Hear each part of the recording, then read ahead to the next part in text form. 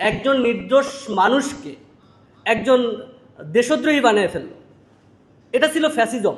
এই আন্দোলনে না গেলে আমি নিজে যদি কখনো মারা যাই, আমার নিজেকে আমি কি প্রশ্ন জবাব দিব? আন্দোলন চলাকালীন সময় আমি একটা সময় গুলিবিদ্ধ হই।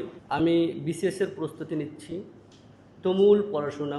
হঠাৎ একদিন 13-14 জন ডিবির পুলিশ আমার বাসায় রেড দেয়। আমি যেই রুমটায় থাকতাম, পাশের রুমে একটা ভাই হয়তো ছাত্র শিবির করতো বা জামাত শিবির করতো, এরকম কোনো কিছু, বাট আমরা জানতাম না। সে তার হিডেন পলিটিক্সটা করতো। তো রেড দেওয়ার পরে তার কাছে কিছু বই টই পাওয়ার পরে তাকে পায় না, বাট আমরা পাশের রুমে থাকার কারণে আমি ওই যেখানে থাকতাম সেটা একটা স্কুল অ্যান্ড কলেজের হোস্টেল ছিল।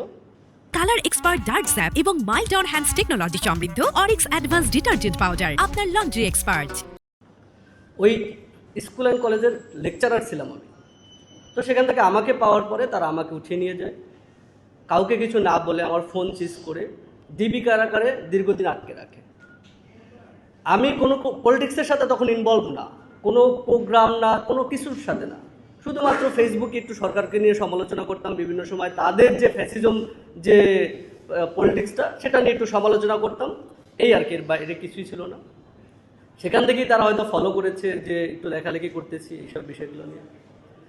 তারপরে তারা একটা মিথ্যা মামলা দিয়ে আপনার কেরানীগঞ্জ কারাগারে রাখে, জামিনে বের হই। জামিনে বের হওয়ার পরে আমি আমার সেই কলেজে জয়েন করতে গেলে সেখানে জয়েন করতে পারতেছি না, কারণ আমি দেশদ্রোহী মামলার আসামি।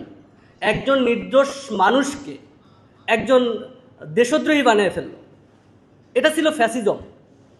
শুধু not only me but also lot of student এভাবে তার ক্যারিয়ার নষ্ট করেছে। আমার জেলখানার ভিতরে এক ভাইয়ের সাথে পরিচয় হয়েছে। সে ভাই ঢাকা ইউনিভার্সিটির এবং ভালো একটা সাবজেক্ট নিয়ে পড়াশোনা করতেছে, তারও লাইফটা এভাবে নষ্ট করেছে। ফ্যাসিস্ট এভাবে তৈরি হয়েছে আস্তে আস্তে।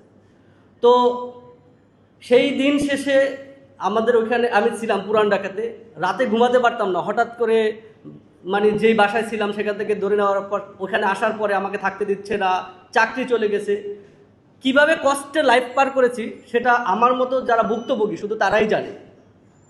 এরপরে যখন জুলাই আসলো তখন আমি আইএলসের প্র্যাকটিস করি। সেই ধানমন্ডি থেকে প্র্যাকটিস শেষ করে যখন যাওয়া ধরি, আপনার টিএসসির এদিকে ভাইয়ের আন্দোলন করতেছে, তাদের সাথে যুক্ত হই। এভাবে আন্দোলন করতে করতে আন্দোলনের প্রতি একটা নেশা হয়ে গেছে। মানে আন্দোলন না গেলে ভালো লাগছে না।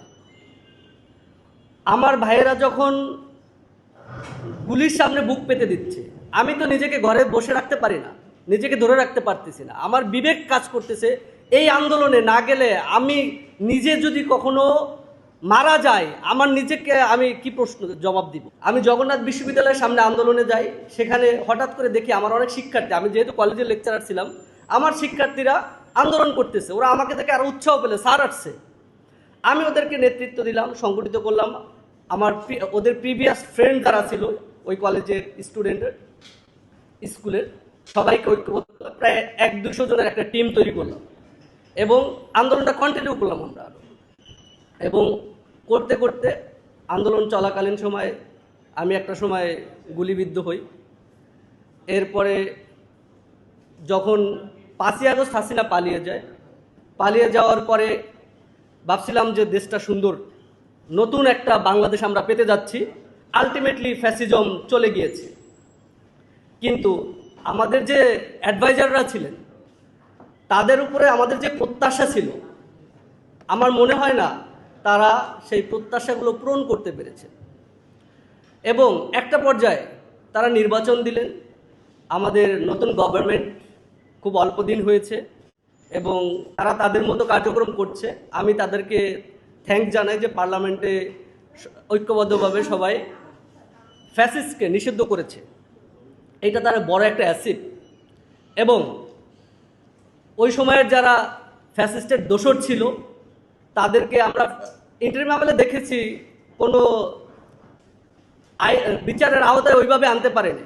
এ নিয়ে আমরা বারবার মিডিয়ায় বলেছি আপনারা তাদের বিচারের আওতায় আনেন, এবং আমরা দেখতে পাচ্ছি নতুন গভর্নমেন্ট বিচারের আওতায় আনতেছে।